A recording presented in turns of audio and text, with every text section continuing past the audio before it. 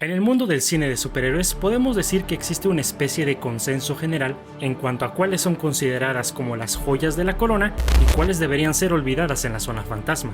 Sin embargo, flotando entre ambas dimensiones descansa Watchmen de Zack Snyder. Su estreno ocurrió en medio de críticas mixtas y un moderado éxito en taquilla. Sin embargo, con el paso de los años, parece que ha llegado a alcanzar el mítico estatus de película de culto, y en mi opinión, de estar adelantada a su época con el manejo de sus temas y en su manera de contar una historia dentro del género de superhéroes. Esta es mi retrospectiva a Watchmen. Pero primero tenemos que viajar un poco en el tiempo. Año 2008. El cine es testigo de la llegada de dos de las películas que definirán el curso del género de superhéroes y de la misma industria cinematográfica en los años por venir: Iron Man de Jon Favreau y The Dark Knight de Christopher Nolan. Por un lado, vemos nacer un universo cinematográfico interconectado que sigue vigente al día de hoy, y por el otro, vemos un acercamiento más oscuro y realista a un tema tan inverosímil como los superhéroes. Estas películas, aclamadas por la crítica, por los fans de los cómics e incluso por aquellos que le decían nerds a los fans de los cómics, se convirtieron en éxitos multimillonarios. Este fenómeno catapultó el interés por los superhéroes a niveles nunca antes vistos, pasando de ser un interés de nicho a formar parte de las conversaciones diarias de propios y extraños. Año 2009.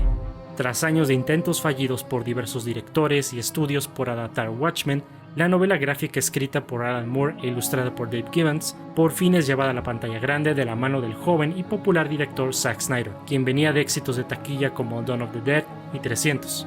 La película de $120 millones apenas se pudo recaudar $180 millones, considerándose como un fracaso en taquilla que posteriormente tendría éxito comercial con su salida en el mercado de DVD y Blu-ray.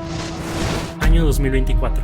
15 años han pasado del estreno de Watchmen y la discusión sigue tan viva como antes. ¿Es Watchmen una buena película? ¿Una mala adaptación? ¿Una joya incomprendida? ¿O una película que Zack Snyder no supo entender en favor de hacerla cool? Pocos directores son tan polémicos como Zack Snyder. Dependiendo a quien le preguntes, unos te dirán que es un visionario y otros te dirán que es un tipo sobrevalorado que solo sabe hacer tomas bonitas. Personalmente no creo que sea ni uno ni otro. Es más, su versión de Justice League y Rebel Moon representan muy bien ambos lados de la misma moneda. Watchmen, no tanto. Pero lo que sí te puedo decir es que a mí me encanta esta película y la considero como la mejor de su filmografía. Honestamente creo que si Watchmen hubiera sido lanzada este año, justo cuando el género de superhéroes necesita urgentemente ideas más arriesgadas, yo creo que la percepción sería muy diferente. Una de las principales razones por las que creo que Watchmen se adelantó a su época es en su deconstrucción del género de superhéroes. Hay que recordar que para ese entonces, el género apenas estaba despegando y encontrando su lugar en la cultura pop.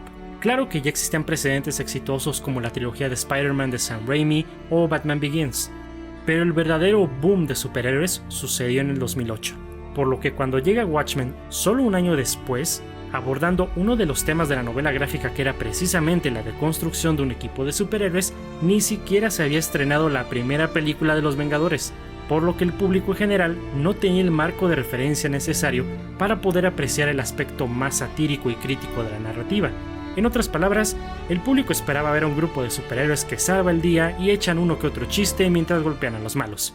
No esto. A mi parecer, lo más interesante que tiene la película no es la trama en sí o qué tan fiel es a la novela gráfica, sino en cómo maneja a sus personajes y los momentos donde Snyder decide alejarse del material original. Creo que no hay mejor ejemplo de esto que con la ya icónica secuencia de créditos inicial, donde Snyder utiliza su experiencia como director de comerciales al máximo para darnos en 3 minutos una historia que abarca décadas en una línea de tiempo alterna de los Estados Unidos. No importa cuántas veces la vea, me sigue maravillando. Creo que es fácilmente una de las 3 mejores secuencias que ha hecho Snyder. A diferencia de las historias tradicionales de superhéroes en las que los héroes son vistos como el ejemplo de las virtudes morales, Watchmen presenta un mundo en el que los superhéroes están llenos de defectos y son moralmente ambiguos. El mejor ejemplo lo tenemos con Edward Blake, el comediante, el cual es un personaje cínico y amoral que sirvió como un agente del gobierno y un vigilante durante décadas. A menudo es visto como un símbolo de la corrupción y violencia desmedida que plaga el mundo de la película. y hasta cierto punto como una especie de avatar de las sensibilidades de los Estados Unidos a través del tiempo, pasando del optimismo de finales de los años 40 hasta el cinismo de los años 70. No es por nada que este personaje dice una de las frases más introspectivas de la película. What happened to the American dream? It came true. You're looking at it. Incluso podemos ver su cambio como persona de manera visual con su vestuario, pasando de colores vibrantes y un uniforme más clásico a tonos oscuros y a usar una especie de armadura, lo cual es tomado directamente del cómic. Es aquí donde mucha de la crítica hacia Watchmen comienza. Mientras unos acusan a Snyder de hacer una calca de los dibujos del cómic, otros lo acusan de que su visión es sumamente superficial, donde la película es puro estilo y nada de sustancia. Yo estoy en un punto medio. Aunque las escenas tomadas del cómic son obvias, existen otras que, en mi opinión, funcionan mucho mejor en cine, específicamente con la escena del nacimiento del Dr. Manhattan. La combinación del slow motion, los planos de detalle y la música de Philip Glass crean una escena mucho más cautivadora e impactante, donde podemos sentir la desesperación de John y el aspecto trágico de su historia de ver cómo su novia y mejor amigo son incapaces de hacer algo por él. Algo mucho más efectivo que las imágenes estáticas y burbujas extensas de diálogo que vemos en el cómic. El estilo visual es uno de los aspectos que más me gustan de la película, comenzando por el hecho de que Snyder y su fotógrafo Larry Fong decidieron usar la misma paleta de colores secundarios del cómic, junto con un uso muy marcado de claroscuros que reflejan el tono sombrío de la trama, a la vez que le dan una vibra muy noir a la película que hacen que inmediatamente se sienta diferente a sus contemporáneas del género. Sin mencionar el énfasis en usar sets reales y que su diseño de producción no dependiera tanto de pantallas verdes, lo que hace que el mundo se sienta todavía más real. Sin embargo, debo de reconocer que en ocasiones Snyder es demasiado fiel a la obra original para su propio bien. Al tomar directamente líneas del diálogo del cómic, estas a menudo no se traducen bien cuando los actores las pronuncian, resultando en un tono poco natural o que suenan como si estuvieran dando un discurso. Things are tough all over, Cupcake. It rains on the just and the unjust alike. Aunque siendo justos, creo que ese estilo le añade un poco más al encanto de la película. No obstante, la narración de Rorschach, aunque es pieza clave del cómic, a veces no añade mucho a su personaje en la película ni a la trama en sí, más allá de un intento de emular el estilo del cómic. Es importante recordar que ambos medios son muy diferentes y lo que puede funcionar en uno no necesariamente funcionará en el otro. Esta discrepancia me resultó frustrante en escenas donde Snyder utiliza de manera brillante el lenguaje cinematográfico para contar la historia sin diálogos, solo para que momentos después los personajes expliquen lo que están pensando o repitan lo que acabamos de ver, simplemente porque así está en el cómic. Pero si vamos más allá de su impresionante fotografía y secuencias de acción impresionantes, Watchmen es una película compleja que explora aspectos interesantes del género de superhéroes. Esta despliega sus temas a lo largo de una narrativa que abarca décadas, presentando personajes con diversas ideologías y perspectivas. Lo que hace que la deconstrucción del género funcione tan bien es en su capacidad para ofrecer diferentes puntos de vista, no solamente decirlo. Por un lado, tenemos a personajes como Night Owl y Silk Spectre, quienes encarnan el aspecto más convencional de lo que consideraríamos como un superhéroe. Sin embargo, ambos son seres humanos rotos que parecen perder el sentido de la vida cuando se retiran de la lucha contra el crimen. Solo al volver a usar sus uniformes, son capaces de experimentar placer, en todas sus formas. Curiosamente, la escena donde golpean brutalmente unos pandilleros en un callejón representa una de las quejas más comunes a la visión de Snyder, donde muchos creen que los planos de detalle y diseño de sonido intenso hacen lucir a la violencia como algo cool, en lugar de algo antiheroico como la visión de la novela gráfica. Pues yo no estoy de acuerdo. Es precisamente su uso desmedido y gráfico de la violencia que incluso plantea dudas sobre si deberíamos de disfrutar estas escenas o no. Esto nos lleva a cuestionar si estos héroes actúan por el bien común o simplemente para satisfacer sus propias necesidades egoístas. Por el otro lado, el único personaje con superpoderes, el Dr. Manhattan, no es un símbolo aspiracional como Superman, más bien es alguien que se ha desconectado tanto del mundo que ve la salvación del mismo como un problema matemático en lugar de una cuestión emocional en la cual él está involucrado. Esto nos lleva a reflexionar sobre cómo hipotéticamente afectaría a una persona tener el poder absoluto.